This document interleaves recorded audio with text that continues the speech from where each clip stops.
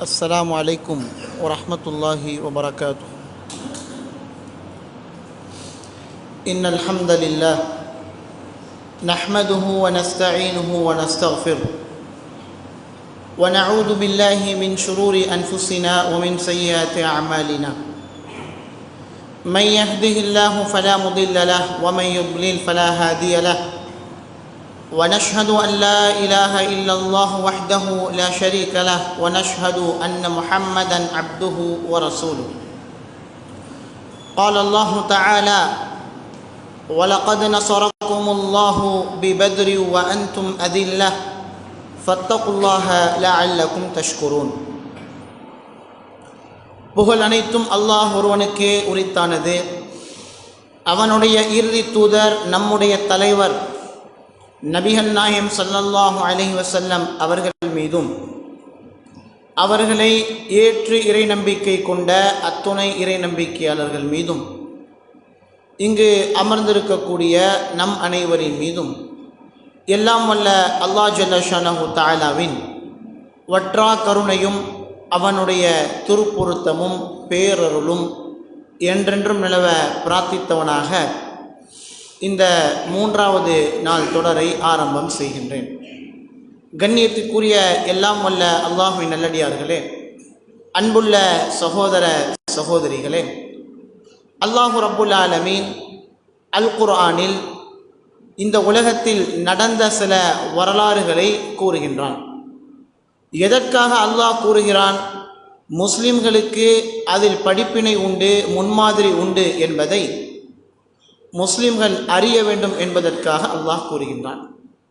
அதில் ரமதானுடைய மாதம் என்பது நபித்தோழர்களிடத்தில் அல்லாஹுடைய தூதரிடத்தில் இபாதத்துக்கான மாதம் மட்டுமல்லாமல் சில போர்களை செய்து எதிரணியை வென்று காட்டி இருக்கின்றார்கள். அன்பிற்குரியவர்களே, ரமதானை அவர்கள் எப்படி பார்த்தார்கள் என்று சொன்னால், இந்த மாதத்தில் எது செய்தாலும் அல்லாஹ்வின் புறத்திலிருந்து ஒரு அருள், ஒரு உதவி நமக்கு கிடைக்கும் என்பதை அவர்கள் உணர்ந்திருந்தார்கள். அல்லாஹுடைய தூதர் மதீனாவிற்கு வந்ததற்கு பிறகு ஹிஜ்ரி 2ஆம் ஆண்டு மதீனாவிற்கு வந்த 2வது வருடம்தான் முஸ்லிம்களுக்கு நோன்பு கடமையாக ஃபர்தாக ஆகின்றது. அதே நோன்பு கடமையான ஹிஜ்ரி 2 ரமதானில் ஃபித்ரா கொடுக்குறோம்ல, அதையும் அல்லாஹுடைய தூதர் என்ன செய்கிறாங்க? கடமையாக ஆக்குறாங்க. அதே ஹிஜ்ரி 2 ரமதானில் அல்லாஹுடைய தூதர் ஜகாத் என்ன செய்கிறாங்க? கடமையாக ஆக்குறாங்க. அது முடிக்க ஃபர்து கிடையாது, அதுக்கப்புறம் தான் சட்டம் கொண்டு வரப்படுது, அவசியம் செய்ய வேண்டும் என்று.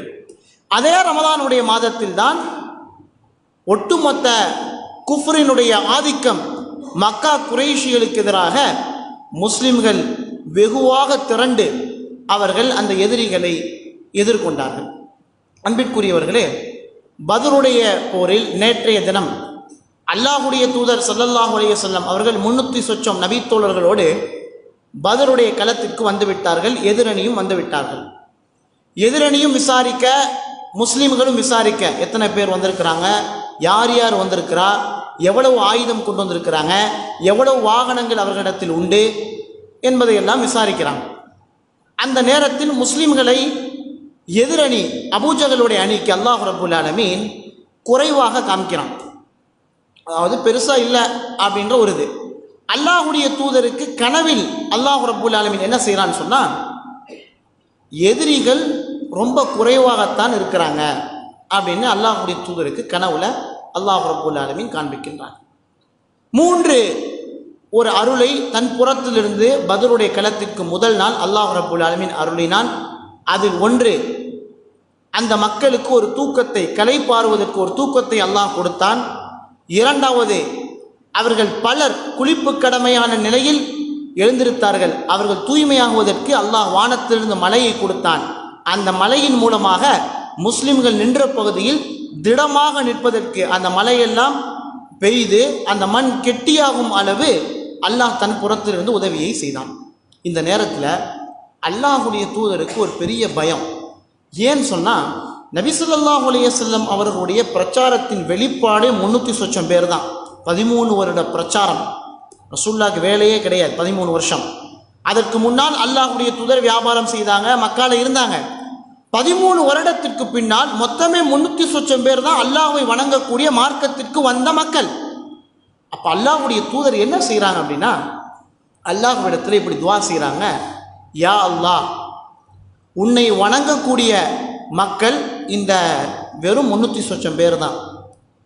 இவர்கள் மட்டும் இந்த போரில் கொல்லப்பட்டார்கள் சொன்னால் இந்த பூமியில் உன்னை வணங்குவதற்கு வேறு யாருமே இல்லை. இந்த 310 பேர் தான் இருக்கிறாங்க. அதனால் இவர்களுக்கு வெற்றியை கொடு. ஒருவேளை இவர்கள் அழிந்து விட்டால், இறந்து போய்விட்டால் வேறு யாருமே இல்லை அப்படின்னு அல்லாஹ்விடத்தில் அல்லாஹ்வுடைய தூதர் பேசுகிறாங்க. ஜிப்ரீல் அலைஹிஸ்ஸலாம் அவர்கள் மலக்குமார்களின் தலைவர். வானத்திலிருந்து இறங்கி அல்லாஹ்வுடைய தூதருக்கு ஒரு செய்தியை சொல்கிறாங்க. முஹம்மதே, அல்லாஹ் உங்களுக்கு சுப செய்தி கூறிவிட்டான், இந்த போரில் நீங்கள் வெற்றி பெற்றுவீங்க அப்படின்னு. வானத்திலிருந்து செய்தி வந்துருச்சு. போரில் வெற்றி பெற்றுவீங்கன்னா அப்போ நாளைக்கு ஏதோ நடக்க போகுது, அது என்னன்னு யாருக்குமே தெரியாது, அல்லாஹ்வுடைய தூதர் உட்பட. அப்போ அல்லாஹ்வுடைய தூதருக்கு சில விஷயங்கள் என்ன செய்கிறான், அல்லாஹ் ரப்புல் ஆலமீன் காண்பிக்கின்றான். அதற்கு முதல்ல ஜிப்ரீல் அலைஹிஸ்ஸலாம் இறங்கி வந்து என்ன சொன்னாங்கன்னா, முஹம்மதே, இந்த மண்ணை எடுத்து உங்களுடைய சக்திக்கு ஏற்ப எதிரணியில் உள்ள மக்களின் மீது, எதிரிகளின் மீது தூவி விடுங்கள் என்று ஜிப்ரீல் அலைஹிஸ்ஸலாம் சொன்னாங்க. ஒரு மனுஷன் மண்ணை எடுத்து தூவுனா எவ்வளவு தூரம் போகும்? அது காற்றடிச்சுன்னா திரும்ப அந்த மண் நமக்கு மேலே தான் வரும். ஒரு மனுஷன் மண் எடுத்து காற்று இல்லாமல் தூவினோம்னா இங்கேருந்து இவ்வளோ தூரம் கூட போகாது. அல்லாஹ் குர்ஆன்ல சொல்கிறான் அந்த செய்தியை. முஹம்மதே, 8வது அத்தியாயம் 17வது வசனம், நீங்கள் மண்ணெடுத்து எரியுங்கள். எரிகிறது நீங்க கிடையாது, என் புறத்திலிருந்து நான் எரிகிறேன். வலாக்கின் அல்லாஹ் ரமா, அல்லாஹ் எரிகின்றான் என்று அல்லாஹ் சொல்கிறான். அல்லாஹ்வுடைய தூதரோட சக்திக்கேற்ப எரிகிறாங்க. மக்கா காஃபிர்கள் முக்கிய தலைவர்களின் மீது மூஞ்சில, கண்ணில், வாயில, மூக்கில் எல்லாம் போகுது. ஷாஹத்தில் உஜூஹ், அல்லாஹ்வுடைய தூதர் சொன்னாங்க, உங்களுக்கெல்லாம் கேவலம் உண்டாகட்டும் என்று சொன்னாங்க. அவ்வளவு நாள் பொறுத்திருந்த அல்லாஹ்வுடைய தூதர் வெகுண்டெழுந்த நாள் பத்ர். அப்போ உங்களுக்கெல்லாம் கேவலம், அசிங்கப்படுத்தட்டும் அல்லாஹ் உங்களை அப்படின்னு சொல்லி முகத்தில் தூவுகின்றார்கள். அப்போ சஹாபாக்கள்கிட்ட சொல்கிறாங்க, யாரும் கவலைப்படாதீங்க, இந்த இடத்தில் அபூஜஹல் கொல்லப்படுவான், இந்த இடத்தில் உத்பா கொல்லப்படுவான், இந்த இடத்தில் ஷைபா கொல்லப்படுவான், இந்த இடத்தில் உமையத் இப்னு ஹலஃப் கொல்லப்படுவான் என்று யார் யார் எங்கே செத்து போவாங்க அப்படின்றது அல்லாஹ்வுடைய தூதர் போர் நடப்பதற்கு முன்னாலே என்ன செஞ்சிட்டாங்க, நபித்தோழர்களுக்கு சொல்லிட்டாங்க. இது நபித்தோழர்களுக்கு இது ஒரு சுப செய்தியாக என்ன செஞ்சிச்சு, இருந்துச்சு. அப்பேற்பட்ட ஒரு நேரம் எதிரணியிலிருந்து ஃபஸ்ட்டு அபூஜஹல் சொல்கிறான், எங்கள் தரப்புல இருந்து 3 பேரை இறக்குறோம். பொதுவாக போருன்றது 2 பேர் எடுத்தோடனே சண்டை போட மாட்டாங்க. ஃபஸ்ட்டு ஒரு ஆளாக இறங்குவாங்க, அப்புறம் 2 ஆள் 3 ஆள் இப்படி தான் இறங்குவாங்க. இதுதான் அரபுகளிடத்தில் இருந்த போர் முறை. இப்போ இன்றைக்கெல்லாம் போர் அப்படி கிடையாது. இன்றைக்கி பலஸ்தீன் மக்கள், ஆப்கானிஸ்தான் மக்கள், காஷ்மீர் மக்கள் இருக்கிறப்ப போர் அப்படின்னு சொல்லினா யாரையும் கூப்பிட மாட்டான். அன்னைக்கு இருந்த போர் என்பது ஒரு களத்துக்கு வரணும், வந்து சண்டை போடணும். இன்றைக்கி எப்படின்னு சொன்னால் நம்ம பார்க்குறோம்ல, ஃபேஸ்புக்கில் பார்க்குறோம், யூடியூப்பில் பார்க்குறோம், நியூஸில் பார்க்குறோம். எப்படின்னா பெருவாரியாக முஸ்லீம்கள் வசிக்கக்கூடிய இடத்தில் வானத்திலிருந்து அதிநவீன ஆயுதங்களினால் ஒன்று உண்டை போட்டோம்னா 2000 பேர் 3000 பேர் காலியாயிருவாங்க. ஒரு ஊரே காலியாயிரும். அந்த ஊரில் அதற்கு பின்னால் புட்பூண்டுகள் கூட முளைக்க முடியாத அளவுக்கு ஒரு விஷவாயு உள்ள ஒரு ஆயுதங்களை போடக்கூடிய ஒரு காலகட்டத்தில் நம்ம என்ன செய்கிறோம், வாழ்கிறோம். இப்போ இன்றைக்கி வந்து போர் அப்படிலாம் கிடையாது. எந்த நேரத்தில் எப்படி அடிப்பானே தெரியாது. அடித்தாலும் 1 பேர் 2 பேர்லாம் கிடையாது. ஆயிரக்கணக்கான மக்கள் செத்து போகிற அளவுக்குள்ளான ஒரு காலம் இது. அல்லாஹ்வுடைய தூதருடைய காலத்தை போர் எப்படி இருந்துச்சுன்னா, 2 பேர் ஒன்று சேர்ந்துடணும். எதிரணியிலேருந்து 3 பேர் வருவாங்க, முஸ்லீம்கள்லேருந்து 3 பேர் வருவாங்க. அப்போ அபூஜஹல் யாரை இறக்கலாம் பாருங்க, உத்பா, ஷைபா, வலீத் 3 பேரும் ஒரே குடும்பத்தை சேர்ந்தவர்கள். குறைஷி தலைவர்களில் முக்கியமான தலைவர்கள் உத்பா, ஷைபா, வலீத். இவங்க யார் தெரியுமா? அபூ சுஃபியான் இருக்கார்ல ரலியல்லாஹு அன்ஹு, அபூ சுஃபியானுக்கு மாமனார், சின்ன மாமனார், மச்சான். அபூ சுஃபியானுடைய மனைவிக்கு தந்தை, சிறிய தந்தை, சகோதரன் இறக்குறாங்க. அல்லாஹ்வுடைய தூதர் என்ன செஞ்சாங்கன்னா, அன்சாரி தோழர்களில், அன்சாரிகளில் உள்ள மதீனாவாசியில் 3 இளைஞர்கள் அவர்களுக்கு பகரமாக நேர் எதிராக மோத விடுறாங்க. இப்போ அன்சாரி தோழர்கள் எழுந்திரிச்சு போன உடனே அந்த உத்பா, ஷைபா, வலீத் என்ன சொன்னாங்கன்னா, முஹம்மதே எங்களுக்கு நிகரான ஆள் அனுப்பு. சின்ன பசங்க, விவசாயம் பண்ண பசங்க, எங்களுடைய கோத்திரத்திலிருந்து, எங்களுடைய இனத்திலிருந்து, எங்களுடைய ஊரிலிருந்து மக்காவாசிகள் தான் எங்களுக்கு சரிசமமாக இருக்க வேண்டும். இன வெறி அவர்களுக்கு ரத்தம் முழுக்க இருந்தது. அல்லாஹ்வுடைய தூதர் சொன்னோன்ன கும்யா அலி, அல்லாஹ்வுடைய தூதர் என்ன சொல்றாங்க பாருங்க, அலியே எந்திரி, வகும்யா ஹம்சா, ஹம்சாவே எழுந்திரிங்க, வகும்யா உபைதத்து இப்னுல் ஹாரிஸ், உபைதாவை எந்திரிங்க. இவங்க 3 பேருமே ரசூலுல்லாஹ்வுடைய சொந்த குடும்பம், பனு ஹாஷிம். இந்த இடத்துல இஸ்லாமிய அறிஞர்கள் சொல்லுவாங்க, ஒரு தலைவர், அல்லாஹ்வுடைய தூதர் தலைவர் ஃபஸ்ட்டு போருக்கு உண்டான மக்காவாசின்னு வேற ஆள் அனுப்பலை, தன் குடும்பத்திலேருந்து அனுப்புகிறாங்க. ஏன்னா யாரும் எதுவும் சொல்லிடக்கூடாதுல்ல. தன் குடும்பம், தன் கோத்திரம், தன் ரத்தத்திலேருந்து 3 பேர் சாதாரண ஆள் கிடையாது. எழுந்துச்சு போகிறாங்க. ஹம்சா சொல்ல தேவையே இல்லை, அல்லாஹுடைய சிங்கம் அசதுல்லா ஒரே வெட்டில் என்ன செஞ்சிடறாரு, உத்துபாவுடைய கதையை முடிச்சிடுறாரு. குறைஷிகளுக்கு மரண பீதி வந்துருச்சு. அலி என்ன செய்கிறாரு, ஷைபாவை முடிச்சிடுறாரு. வலீதுக்கும் உபைதத்து இப்னுல் ஹாரிஸ் ரலியல்லாஹு அன்ஹு கடுமையான சண்டை, இவரும் தாக்குறாரு, இவரும் தாக்குறாரு. அப்போ ஹம்சா ரலியல்லாஹு அலி ரலியல்லாஹு சேர்ந்து என்ன செய்கிறாங்க, உபைதாவுக்கு உதவி செய்து வலீதுடைய கதையை முடிச்சிடுறாங்க. ஒரே குடும்பத்தில் தந்தை, சிறிய தந்தை, சகோதரன் 3 பேருமே இறந்துட்டாங்க.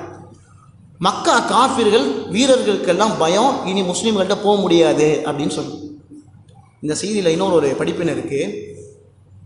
பத்ர் முடிஞ்சு கரெக்டாக 12 மாதம் கழித்து உஹது நடக்குது. ஹம்சா ரலியல்லாஹு தான் உத்துபாவை கொண்டது. அதற்கு பின்னால் வலீதை கொண்டதும் ஹம்சா ரலியல்லாஹுடைய உதவியினால தான். இப்போ ஹிந்து அப்போ இஸ்லாத்துக்கு வரலை ரலியல்லாஹு அன்ஹா, பின்னால் இஸ்லாத்துக்கு வந்துட்டாங்க. அவங்க ஹம்சாவை கொல்லணும்னு சொல்லி 13 மாத காலம் வரலாற்றில் எழுதுகிறாங்க. தன்னுடைய கணவர் அபூ சுஃபியானோடு உடலுறவு கொள்ளவே இல்லையாம். அந்த வெறி, ஏன் தந்தையும் போயிட்டாரு, சிறிய தந்தையும் போயிட்டாரு, சகோதரனும் போயிட்டாரு, 3ஐயும் கொண்டது யாரு, ஹம்சா. ஹம்சாவுடைய கருவை அறுக்காமல் நான் என்ன செய்ய மாட்டேன், உங்களோடு சேர மாட்டேன் என்று சொல்லக்கூடிய அளவுக்கு வெறியாக இருந்தார்கள். சரி, இப்போ 3 பேரும் போய் என்ன செஞ்சிட்டாங்க, காலி பண்ணிட்டாங்க. அதற்கு பின்னால் குறைஷிகள் யாரும் ஆட்டோமேட்டிக்காக முன்னால் வர தயக்கம், முன்னால் வர தைரியம் இல்லை. ஆனால் உம்மத்தினுடைய ஃபிரௌன் ஷைத்தான் அபூஜகல் என்ன செஞ்சான்டா, போரினுடைய வேகத்தை குறைக்காமல் அந்த போர் வேகம் அப்படியே இருக்குன்னு சொல்லி மேலும் மேலும் மேலும் இனவெறியையும் அந்த குறைஷி என்ற அந்த இதையும் அந்த மக்களுக்கு மத்தியில் தூண்டிக்கொண்டே இருந்தான். இப்போ நிறையா பேர் சொல்லிட்டாங்க, அபூஜகல் நம்மளை கொல்லாமல் விடமாட்டான், இருந்தாலும் பரவாயில்ல என்று சொல்லி 2 பேருக்கு மத்தியில் போர், பயங்கரமான போர் மூட்டம். 2 பேரும் என்ன செய்கிறாங்க, சண்டை போடுறாங்க, கடுமையான சண்டை. அந்த நேரத்தில் ஒரு முக்கியமான செய்தி, அப்துர் ரஹ்மான் பின் அவுஃப் ரலியல்லாஹு அன்ஹு சொர்க்கவாசி, உமர் இப்னுல் கத்தாபோடு இருந்தவர். உமர் இப்னுல் கத்தாபை கொலை செய்த பொழுது அவர்தான் முன்னின்று தொலை வைத்தார் என்று சொல்லும் அளவுக்கு மிக மூத்த சஹாபி, மிகப்பெரிய செல்வந்தர். அப்துர் ரஹ்மான் பின் அவுஃப் சொல்கிறாங்க, சஹீஹ் புகாரியில் இருக்குது, இன்னும் நிறைய ஆதாரப்பூர்வமான நூல்களில் இருக்குது. அப்துர் ரஹ்மான் பின் அவுஃப் என்ன செய்கிறாங்கன்னா, இந்த 3 பேர் இறந்ததற்கு பிறகு குறைஷிகளும் முஸ்லீம்களும் சண்டை போடுறாங்க, மக்கா காஃபிர்களும் முஸ்லீம்களும் சண்டை போடுறாங்க. அந்த நேரத்தில் நான் போர்க்களத்தில் நின்று கொண்டிருந்தேன். 2 வாலிபர்கள் என்னிடத்தில் வந்தார்கள். இந்த சைடு ஒரு பையன், இந்த சைடு ஒரு பையன் சொல்கிறாங்க, வலப்புறமும் இடப்புறமும் 2 வாலிபர்கள் வந்து, யா அம், என்னுடைய சிறிய தந்தையை, அரபுகளை பொறுத்த வரைக்கும் நம்ம எப்படி பாய் அப்படின்னு கூப்பிடுவோம்ல, யாரையா கூப்பிடுறதுக்கு பாய் ஜீன் கூப்பிடுவோம். அரபுகளை பொறுத்த வரைக்கும் யாரனாலும் சச்சான் தான் கூப்பிடுவாங்க. இது அரபுகளிடத்தில் இருந்த ஒரு வழிமுறை. யா அம், என்னுடைய சச்சாவே. அபூஜகல்னு ஒருத்தர் இருக்கானா, அவன் யாரு? கேட்ட 2 பேருமே மதீனாவாசி, அதனால அபூஜகல் தெரியாது. மக்கால் உள்ளவங்களுக்கு அபூஜகல் தெரியும், ஏன்னா ஏற்கனவே பார்த்துருப்பாங்க. இந்த 2 வாலிபர்களுக்கும் அபூஜகலை தெரியாது, மதீனாவாசிகள் வாலிபர்கள். ஏன் அபூஜகலை தேடுறீங்க? இல்லை, எங்கள் உம்மா சொன்னாங்க அபூஜகல் நபியை திட்டுறானாமே. அதில் ஒருத்தவர் சொல்கிறார், ஆமாம் நபியை திட்டுறான், அவன் தான் அப்படின்னு. அபூஜகல் ஒரு பாதுகாப்பு வளையத்தில் இருக்கான், சுற்றிய சாமானியம் அவனை போய் தாக்கிட முடியாது. முஆத் இப்னு அஃப்ரா, முஆத் இப்னு அம்ர், இந்த 2 பேர் நபித்தோழர்கள் என்ன செய்கிறாங்க, அபூஜகளுடைய கெண்டைக்காலை போய் ஃபஸ்ட்டு வெட்டுறாங்க, கரண்டை காலை வெட்டிடுறாங்க. எந்த அளவுக்கு செய்தி இருக்குன்னா, ஒரு நல்லியை வெட்டினோம்னா அந்த நல்லி தெரிச்சு போகும்ல, ஆட்டு நல்லியை தெரிச்சு போகும்ல கறிக்கடையில், அதே போன்று அபூஜகளுடைய கெண்டைக்காலை வெட்டினோன்னா அவருடைய கால் என்ன செஞ்சு தனியாக துண்டாக தெரித்து விட்டது. இதை பார்த்த அபூஜகளுடைய மகன் முஆத் இப்னு அஃப்ரா அவருடைய தோள்பட்டையை வெட்டிட்டான். வந்து முஆத் இப்னு அஃப்ரா சொல்கிறாரு, அந்த தோள்பட்டை எனக்கு தொங்குது, நான் அந்த தோள்பட்டையை என் மீது போட்டுட்டு தான் நான் சண்டை போட்டேன். ஆனால் அந்த போரில் முஆத் இப்னு அம்ர் உயிர் தப்பிச்சிட்டார், முஆத் இப்னு அஃப்ரா இறந்துட்டார். இப்போ 2 பேரும் என்ன செய்கிறாங்க, அபூஜஹலை சோழியை முடிச்சிடுறாங்க, கொலை செஞ்சுட்டாங்க. கொலை செஞ்சுட்டு 2 வாலிபர்களும் அல்லாஹ்வுடைய தூதர்கிட்ட வந்து நான் தான் குத்தினேன், நான் தான் கொண்டேன்றாங்க. மக்கா வாசிகள்லாம் பயப்படுறாங்க. ஏன் சாதாரணமாக யார் சாதாரணமாக பேசிக்கிட்டு இருக்காங்க இந்த பசங்க அப்படின்னு சொல்லி. இப்போ அல்லாஹ்வுடைய தூதர் கேட்குறாங்க, 2 பேரும் வாலில் ஒட்டி இருக்கக்கூடிய ரத்தத்தை தொடச்சிட்டிங்களான்னு கேட்குறாங்க. இல்லை துடைக்கலை, 2 பேருமே ரத்தத்தை எடுத்து காமிக்கிறாங்க. எப்போ அப்போ நீங்கள் 2 பேரும் தான் கொண்டீங்க. 2 பேருக்குமே சந்தோஷம். அதற்கு பின்னால் முஆத் இப்னு அஃப்ரா இறந்துட்டேன். சரி, இதற்கு பின்னால் அல்லாஹ்வுடைய தூதர் என்ன செய்கிறாங்கன்னா, நபித்தோழர்களை விட்டு போர் வந்து கிட்டத்தட்ட முடிஞ்சு போச்சு. யார் யார் நான் சொன்ன இடத்துல எல்லாம் செத்து போயிருக்காங்களான்னு பாருங்கள் அல்லாஹ்வுடைய தூதர். ஏன்னா போருக்கு மேலே சொல்லிட்டாங்களே இவன் இந்த இடத்துல கொல்லப்படுவான்னு. அதே போன்று அப்துல்லா இப்னு மசூத் என்ன செய்கிறார் ரலியல்லாஹு அன்ஹு, இவர் யாருன்னா இஸ்லாத்தில் முதல் 10 நபர்களில் இஸ்லாத்தை ஏற்றவர். உமர் அலிகளுக்கெல்லாம் முன்னால் இஸ்லாத்தை ஏற்றவர். ரொம்ப பலகீனமான சஹாபி, ரொம்ப ஒரு வலிமை இல்லாத பலகீனமான சஹாபி. இந்த அப்துல்லா இப்னு மசூத் ஆட்டு இடையனுடைய குடும்பத்தை ஆடு மேய்க்கக்கூடியவர், ஆட்டு இடையர்களின் குடும்பத்தை சேர்ந்தவர். அப்துல்லா இப்னு மசூத் அவருடைய ஒவ்வொரு ஆளாக எதிரிகளாக போய் பார்க்குறப்ப அபூஜஹல் கொத்துயிரும் கொலையுயிருமா இருக்கான். ரூஹ் அவனுக்கு ஃபுல்லாக பிரியலை. ஆனால் முடிஞ்சளவு அவனுடைய கதை முடிஞ்சிருச்சு. அப்போ அப்துல்லா இப்னு மசூத் வந்து அபூஜஹலுடைய கழுத்தில் என்ன செய்கிறாரு, வைக்கிறார் கால். அப்போ அபூஜஹல் சொன்னானா, ஒரு ஆட்டு இடையை என் மேலே கால் வைக்கணுமாண்டான். ஒரு பெரிய ஒரு ஹம்சாவோ அல்லது அலியோ போன்ற உயர் குலத்தவர்கள் என்னுடைய உடம்பின் மீது காலை வைத்தால் பிரச்சனை இல்லை, நீ போய் என் மேலே காலை வைக்கிறியே, நீ எப்படி இருந்த மக்கால அப்படின்றான். மேலும் ஒரு அழுத்து அழுத்துறாங்க, கால் எடுத்து அழுத்துறாங்க. வலிக்குது வலிக்குதுன்றான். ஹதீஸ்ல இப்படியே வருது, அந்த இடத்துல எனக்கு வேதனை அதிகமாக இருக்கிறது. அப்போ சொன்னானா, நான் எப்படி அப்படின்னு அபூஜஹல் கேட்டானா. அப்போ அப்துல்லா இப்னு மசூத் சொன்னாங்களாம், ஹல் வஜத்த மா வஅத ரப்புக்கும், உன்னுடைய ரப்பு அல்லாஹ் எதை சொன்னானோ அதை நீ பெற்றுட்டியாப்பா, உனக்கு என்ன நாங்கள் சொன்னது நடந்துருச்சா? அப்போ அபூஜஹல் என்ன சொல்கிறான் பாருங்க, ஆமாம் ஆமாம் அப்படிலாம் சொல்லலை. என்ன சொல்கிறாங்க, இந்த போரில் எத்தனை பேர் கொண்டிருப்பீங்க, நீங்கள் கொண்டதிலே சிறந்த மனிதர்னா யாருன்றான். இப்போ நான் செத்து போயிடுவேன், நீங்கள் கொலை செய்த மனிதர்களில் ஆக உயர்ந்த மனிதன் நான் தான் அப்படின்றான். இந்த வார்த்தையை கேட்ட அப்துல்லா இப்னு மசூத்னால பொறுக்க முடியலை. அப்படியே கழுத்தை வெட்டி கழுத்தை எடுத்து என்ன செய்ய தலையை எடுத்து கொண்டு வந்துட்டாங்க அல்லாஹ்வுடைய தூதருக்கு முன்னால். இதை பார்த்து அல்லாஹ்வுடைய தூதர் தக்பீர் சொல்கிறாங்க. 3 தடவை அல்லாஹ்வுக்கு இணை யாரும் இல்லை என்று 3 தடவை தக்பீர் சொல்லி, அபூதாவுதில் ஒரு ஹதீஸ் வருது, அல்லாஹ்வுடைய தூதர் அபூஜஹலுடைய தலையை எடுத்துட்டு வந்த அப்துல்லா இப்னு மசூதை பார்த்ததற்கு பிறகு அல்லாஹ்வுக்கு நன்றி செலுத்தும் விதமாக 2 ரக்காத் தொழுதாங்க அப்படின்னு செய்தி இருக்கு. அன்பிற்குரியவர்களே, அபூஜஹலுடைய கதை முடிஞ்சிருச்சு. போர் கிட்டத்தட்ட முடிஞ்சிருச்சு. 70 பேர் அந்த போரில் கொல்லப்பட்டார்கள். முக்கியமான செய்தி தான். யார்? மக்கா காஃபிர்களில் 70 பேர் கொல்லப்பட்டார்கள். 70 பேர் கொல்லப்பட்டு 70 பேர் கரெக்டாக கைதியாக பிடிக்கப்பட்டிருக்கிறாங்க. முஸ்லிம்களில் 14 பேர் கொலை செய்யப்பட்டார்கள். இன்றைக்கும் பதருக்கு போனீங்கன்னா அந்த 14 பேர் எழுதியிருப்பாங்க. எதையோ படிக்கிறோம், எவன் வரலாறையோ படிக்கிறோம், வாய்ப்புல நுழையாத பேர்லாம் வருது. அது படித்தனால உலகத்துக்கும் பிரயோஜனம் இல்லை, மறுமைக்கும் பிரயோஜனம் இல்லை. அப்போ இந்த பேர்லாம் தெரிஞ்சுக்கிறோம். 14 சுகதாக்கள் முஸ்லீம்களில், அதில் 13 பேர் அன்சாரிகள் தான், மதீனாவாசி. ஒரே ஒரு ஆள் தான் மக்காவாசி. இப்போ அவர்களுக்கெல்லாம் அல்லாஹ்வுடைய தூதர் என்ன செஞ்சாங்க, இரங்கல் செலுத்தி துவா செய்தாங்க. இப்போ அந்த கைதிகள்லாம் என்ன பண்ணணும் அப்படின்ற ஒரு ஆலோசனை நடக்குது. மதீனாவில் போய் பண்ணிக்கிடுவோம். பொதுவாக அல்லாஹ்வுடைய தூதருடைய வழிமுறை என்னன்னு சொன்னால், ஒரு இடத்துல போய் போர் செஞ்சாங்கன்னு சொன்னால், சண்டை போட்டாங்கன்னு சொன்னால், அந்த இடத்தில் 3 நாட்கள் ரசூலுல்லாஹ் தங்குவாங்க. அது வெற்றியோ தோல்வியோ 3 நாட்கள் அந்த இடத்தை விட்டு அல்லாஹ்வுடைய தூதர் போக மாட்டாங்க. மஸ்ஜிதுல் அரீஷ் அப்படின்ற ஒரு இடம், அல்லாஹ்வுடைய தூதர் எங்கே இருந்தாங்களோ அதே இடத்தில் இன்றைக்கி ஒரு அழகான மஸ்ஜித் என்ன செய்யப்பட்டிருக்கு, கட்டப்பட்டிருக்கு. மதீனாவுக்கு போகிறப்ப நீங்களாம் என்ன செய்யலாம், போய் பார்க்கலாம் இன்ஷா அல்லாஹ். இப்போ அந்த மஸ்ஜிதுல் அரீஷில் அல்லாஹ்வுடைய தூதர் 3 நாட்கள் தங்குறாங்க, அல்லாஹ்வுக்கு நன்றி செலுத்துகிறாங்க.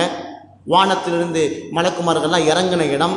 அப்போ தான் காஃபிர்கள்லாம் சொன்னாங்களாம், நீங்கள் பார்க்காததை நாங்கள் பார்க்கிறோம், நீங்கள் பார்க்காததை நாங்கள் பார்க்கிறோம். அப்பேற்பட்ட ஒரு சம்பவத்தை அல்லாஹ் அந்த இடத்த நிகழ்த்தினான். 3 நாட்களுக்கு பிறகு மதீனாவுக்கு போனோம்.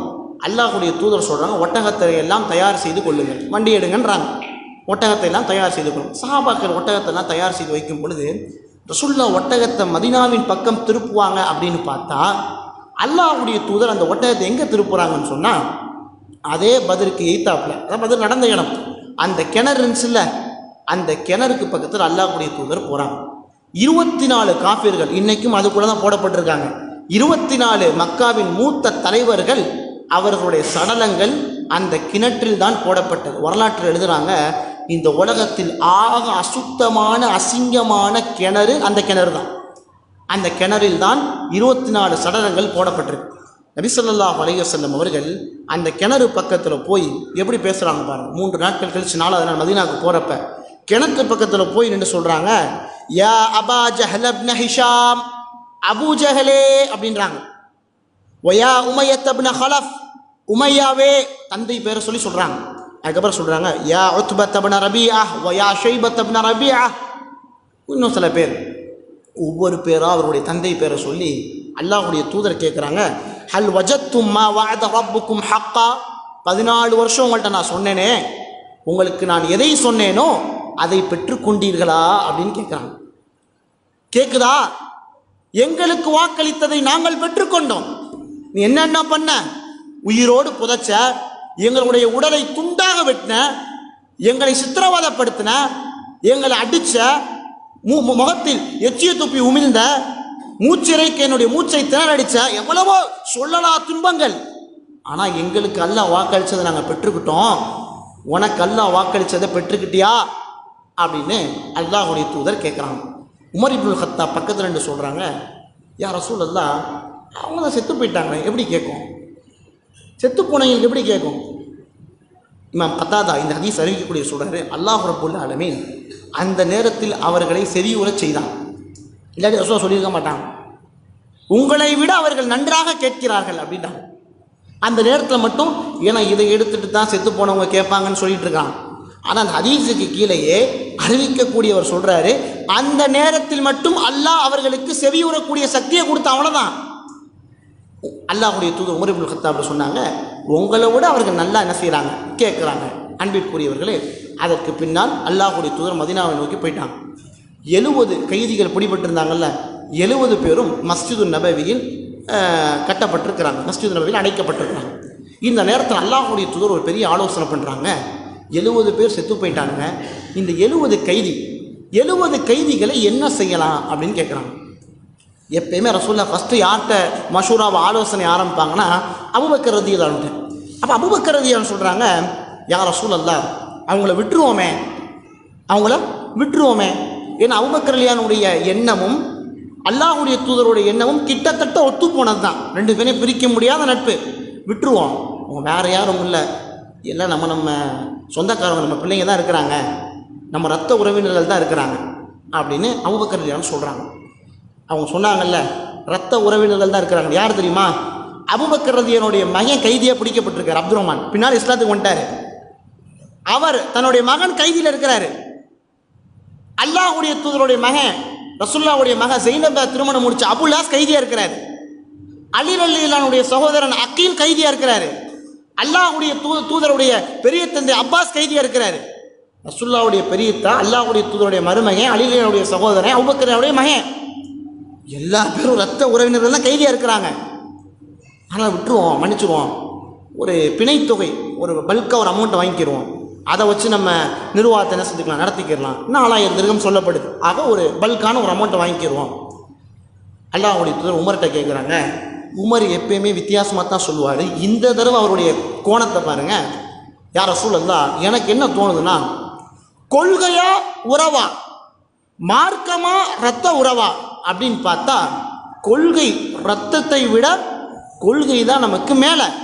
அதனால் அலி அவருடைய சகோதரர் அக்கீலை கொல்லட்டும், கைதியாக பிடிச்சிடுவோம், கொன்றட்டும்ன்றாங்க. அலி யாரை கொல்லணுமா? தன்னுடைய சகோதரர் அக்கீலை கொல்லணுமா? உமர் ரலியல்லாஹு சொல்கிறாங்க, அபூபக்கர் மகன் அப்துர் ரஹ்மானை கொல்லட்டும், நீங்கள் என்ன அப்படின்றாங்க. மருமையெல்லாம் இருக்கிறாங்க. அல்லாஹ்வுடைய தூதருக்கு உமர் சொல்கிறது எப்படி இருக்கும்? மகனை பெரியத்தாவை மருமையனை கொல்ல முடியுமா? உமர் ரலியல்லாஹுடைய ஆலோசனை இது. அபூபக்கரே மன்னிச்சிடலாம் அப்படின்னு விடுறாங்க. இன்னும் சில பேர்ட்ட ஆலோசனை செய்கிறாங்க. கடைசி அல்லாஹ்வுடைய தூதர் என்ன செய்கிறாங்க பாருங்கள், மன்னிச்சு விட்டுட்டாங்க. சரி, மன்னிச்சு விட்டுட்டாங்கல்ல, இதில் இந்த வசனத்தில் எடுத்து குர்ஆனை போய் படித்து பாருங்கள். மன்னிச்சு விட்டுட்டாங்க. ஆனால் அல்லாஹ் ரப்பல் ஆலமீன் சூரத்துல் அன்ஃபால் 8வது அத்தியாயம் 67வது வசனத்தில் சொல்கிறான், மன்னிச்சு விட்டது நபிக்கு உகந்தது அல்ல அப்படின்றான். உமர் சொன்னதை செஞ்சுருக்கணுன்றான். நீங்கள் மன்னிச்சு விட்டது கனிமத்துக்கு ஆசைப்பட்டு, பொருளாதாரத்துக்கு ஆசைப்பட்டு, அல்லாஹ் உங்களுக்கு இதை விட மறுமையில் சிறப்பாக வைத்திருக்கிறான். நீங்கள் மன்னிச்சு விட்டுருக்க கூடாது. விதியில் மட்டும் எழுதப்படாமல் இருந்துச்சுன்னு சொன்னால் உங்கள் மீது என்னுடைய வேதனை வந்திருக்கும் அல்லாஹ் சொல்கிறான். அல்லாஹ்வுடைய தூதர் சொன்னாங்க, உமரே உன் கருத்தை அல்லாஹ் சரிந்தான்ப்பா. ஆனால் மன்னிச்சு விட்டுட்டாங்க. ஆனால் உமர் ரலியல்லாஹுடைய கருத்தை தான் அல்லாஹ் ரப்பல் ஆலமீன் நான் விரும்பினேன் அப்படின்னு சொல்கிறான். அன்பிற்குரியவர்களே, இதுதான் பத்ருடைய செய்தி. இப்போ இந்த செய்தியிலிருந்து நமக்கான பாடம் என்ன? இந்த வரலாறுலாம் கேட்குறனால ஈமான் என்ன செய்யும்? பலம் பெறும். ஒரு இஸ்லாத்துக்கு எதிராக எவ்வளவு அநியாயம் தொடர்ந்து நடந்தாலும் அல்லாஹ் என்ன செய்கிறான்? அதற்கு ஒரு முற்றுப்புள்ளி வைப்பான். மூசா அலைஹிஸ்ஸலாத்துக்கு எதிராக ஃபிரௌன் என்னென்ன பண்ணான்? ரசூலுல்லாஹ் சொன்னாங்க, உம்மத்துடைய ஃபிரௌன் அபூஜஹல். ஆனால் மூசா அலைஹிஸ்ஸலாத்துக்கு 40 வருஷம் கழித்து அல்லாஹ் ஒரு முற்றுப்புள்ளி வச்சான்.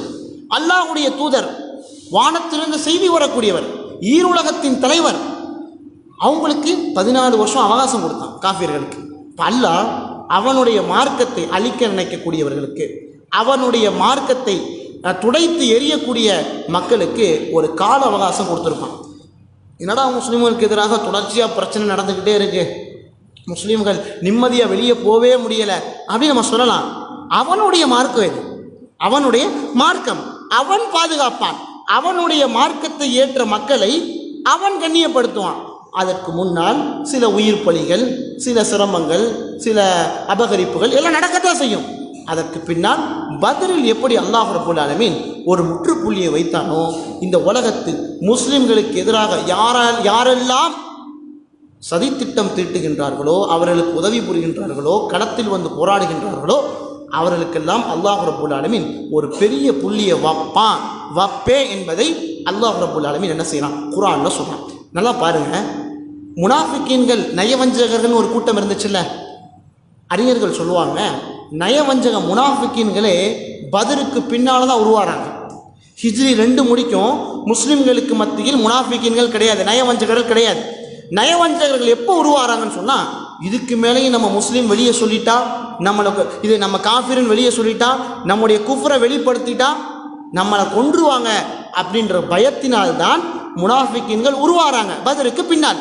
அன்பிற்குரியவர்களே, பத்ரிலிருந்து பெற வேண்டிய படிப்பினை அல்லாஹ் ரப்பல் ஆலமீன் அவனுடைய மார்க்கத்திற்கு எதிராக, அவனுடைய மார்க்கத்தை ஏற்றுக்கொண்டவர்களுக்கு எதிராக எவ்வளவுதான் யார் எவ்வளவு செஞ்சான் பண்ணிக்கலாம் பார்க்க முடியலை. நேற்றைய முந்தைய தினம் செய்தியில் என்ன? வடநாட்டில் நிம்மதியாக தராவி தொழ போக முடியாது. நம்ம வாழக்கூடிய நாட்டில் நைட்டு ஏறினா காலையில் அங்கே போயிடலாம்.